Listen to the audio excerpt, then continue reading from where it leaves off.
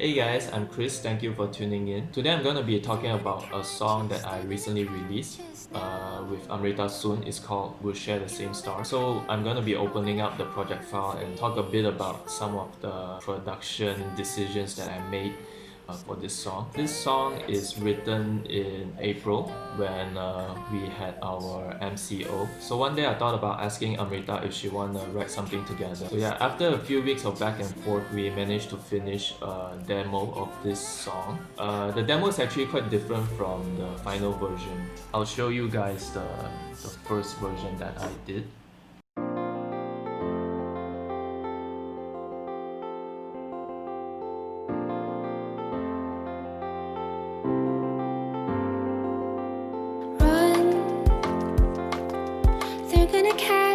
They're gonna catch us now.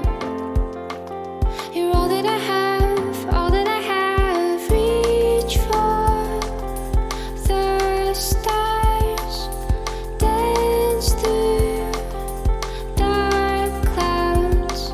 No matter where you are, look out of your window. Look out of your window, we'll share the same star.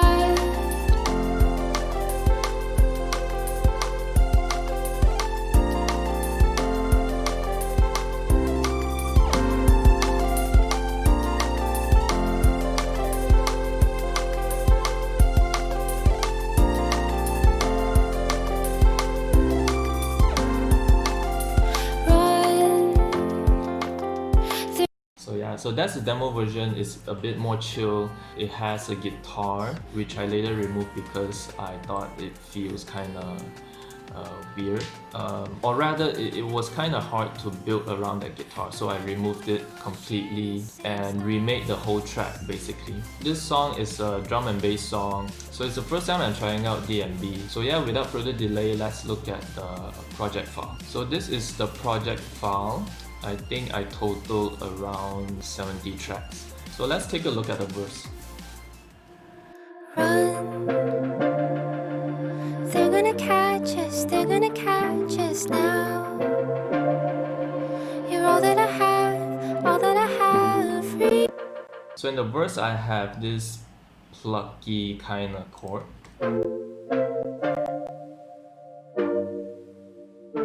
Which is, there's one left and one right.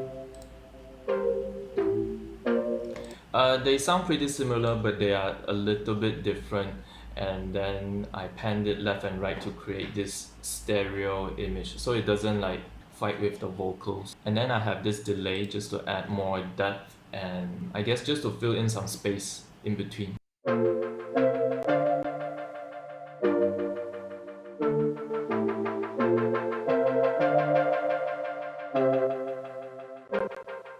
Okay, and then there's this synth pad, which is just a really basic synth pad.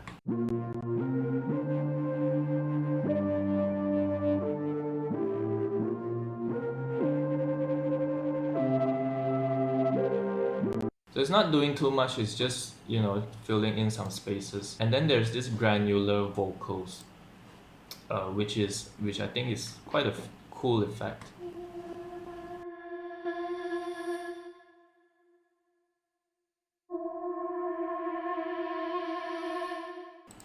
This is basically using Quanta. It's a granular synth with some filter automation, just to introduce some movement into the sound.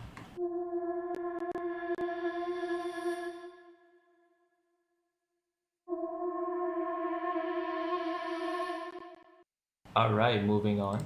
Dark clouds, run.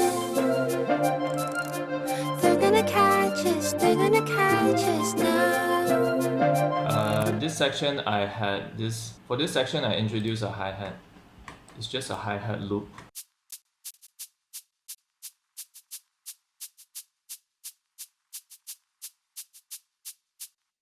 And then I introduced one of the more important elements for this song, which is this R.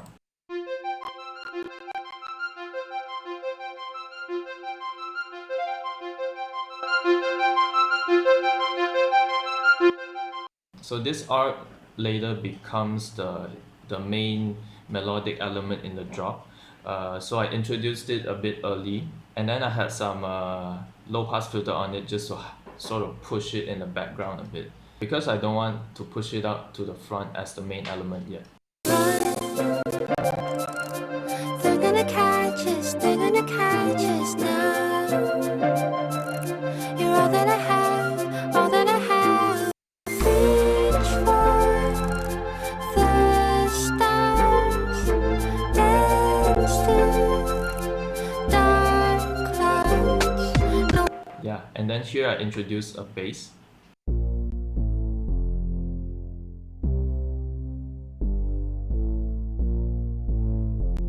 It says Reese bass here, but it's actually not Reese bass. It's more of 808 bass actually. And there's this drone in the background.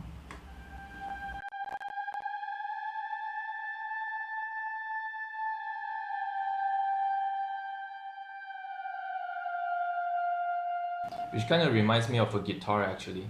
And then the build up is basically just introducing the break beat in drum and bass.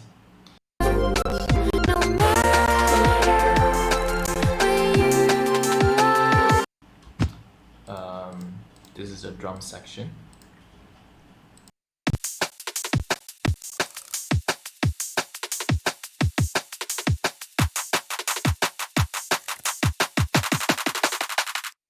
And then of course I added a few risers to create tension and anticipation for the drop. Share the same stars.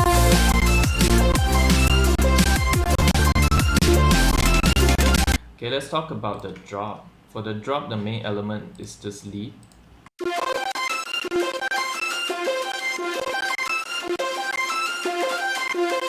Which is basically a serum patch with a few processing, which if I turn them off, it will just sound like this.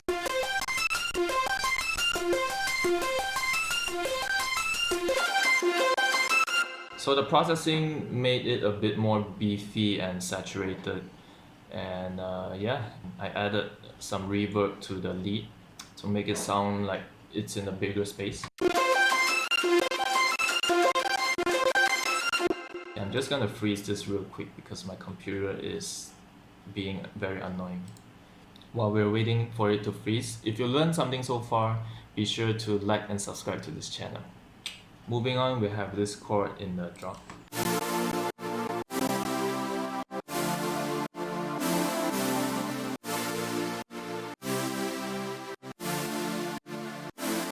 This is basically just a saw pad in serum. Basically saw waves and another wavetable that has a lot of harmonics, and turning up the unison, make it sound really big and rich. Yeah, that's it. The other one.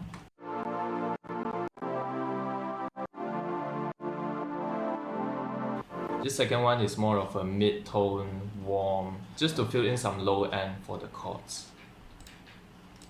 And yeah, and then I have quite a bit of side chaining going on.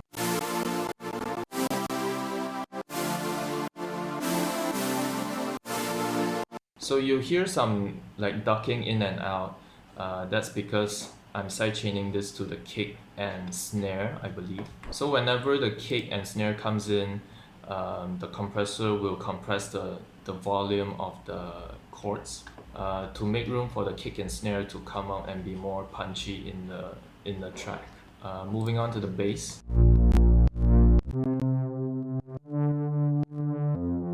This is more of a mid bass, and it's basically a saw wave with some low pass filter, I think. Oh, it's not saw wave, but it's some wavetable that has a lot of harmonics.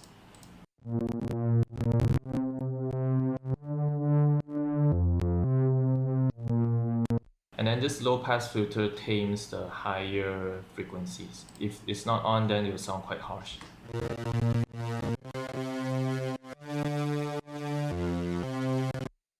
Which is okay if you don't have chords, but in this case, because I have chords that has a lot of high frequency information, so I thought, it's not necessary for the bass to have a high frequency character. and then the sub bass.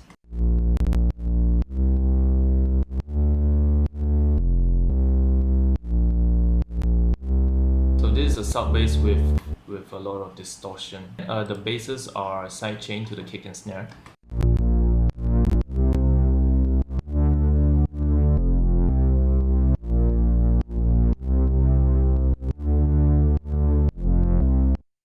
So that's why you're hearing like the dip, the ducking for the bass. The drum section is probably one of the parts I struggled with the most because I'm not used to drum and bass programming. But anyway, here's the drum section.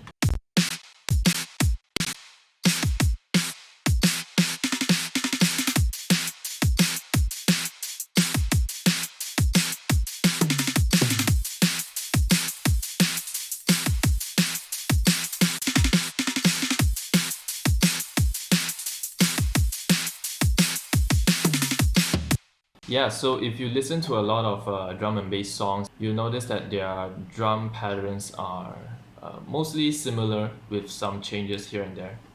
Yeah, so that's the drop section. It's actually quite minimal. I usually don't have a lot of things going on because I realized that if you have too many things going on, it's quite hard to make each sound stand out. So recently in my production, I've been trying to avoid complexity for the sake of complexity. I still do that sometimes, but I try to be aware that, not to make things complicated just because I can. This is the third verse. They're gonna catch us, they're gonna catch us now. You're all that I have. Free. Yeah, for this section, I played around with some vocals. I had 2 unison vocals, which means we recorded 2 more vocals and then I panned them left and right just to create more stereo width on the vocals. They're gonna catch us now. Yeah, so there are actually 3 vocals layered together. There's this vocal effect in the first note.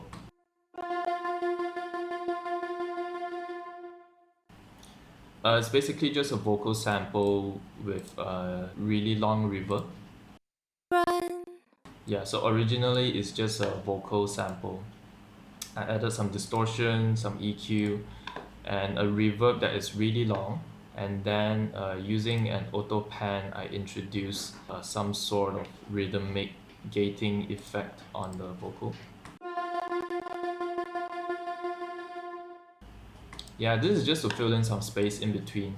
This space right here, I also try to fill it in with a vocoded vocal, and it sounds like this.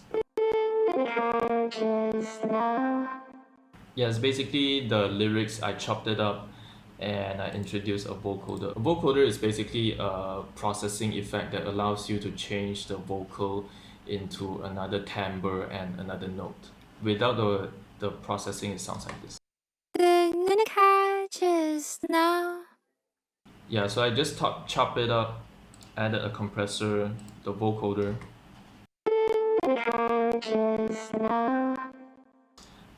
And then you can see here, this is the signal that affects the vocal. Basically, the notes that the vocal is singing is these notes right here. Yeah, and then some EQ and reverb. Again, this is just to fill in the space here. They're gonna catch us now. You're all that I have. Alright, moving on to this next section right here. It's pretty much the same except I added this bass, which is an 808 bass. It's 808 bass, you usually don't hear it in drum and bass, but I thought it would be interesting to use it in a drum and bass track.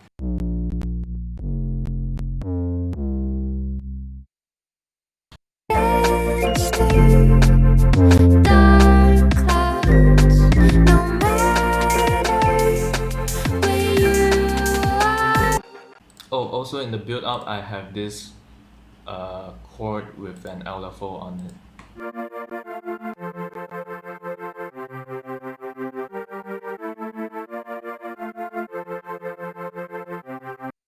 This is just basically to introduce more movement and timbre into the section. Right, moving on to the next drop. Look out of your window, we'll share the same star.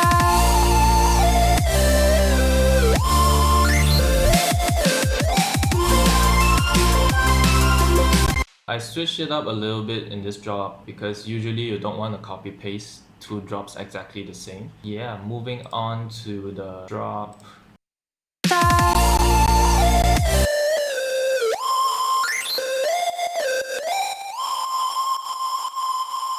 Yeah, so this is a drop. It has a ton of processing. I used an amp with a heavy setting, some OTT, and a bunch of processing. But it's basically to make it sound very distorted and piercing. And then for this drop, I added this saw chords, which brought up the energy a bit more.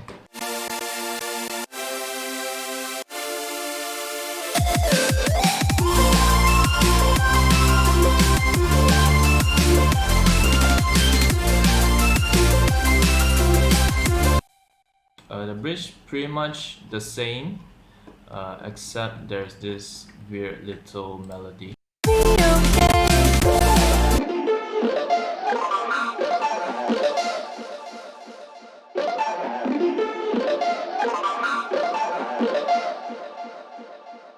This was synthesized using Reactor, which I made a bunch of different weird sounding samples.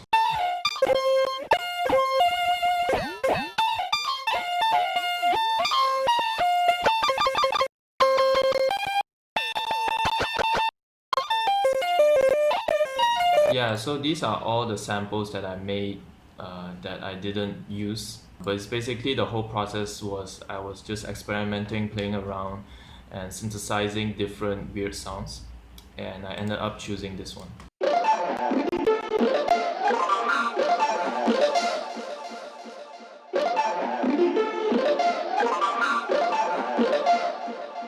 And of course, with some delay and reverb, it blends right into the mix. Yeah, and then for the outro, it's basically a copy of the intro. I remember I have some automation on this arpeggio to make it sound like it's ending.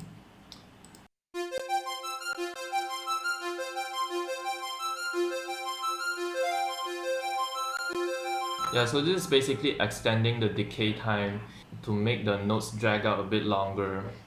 Yeah, and then I automated the dry wet for the echo. You know, just to make it sound like it's going further and further away.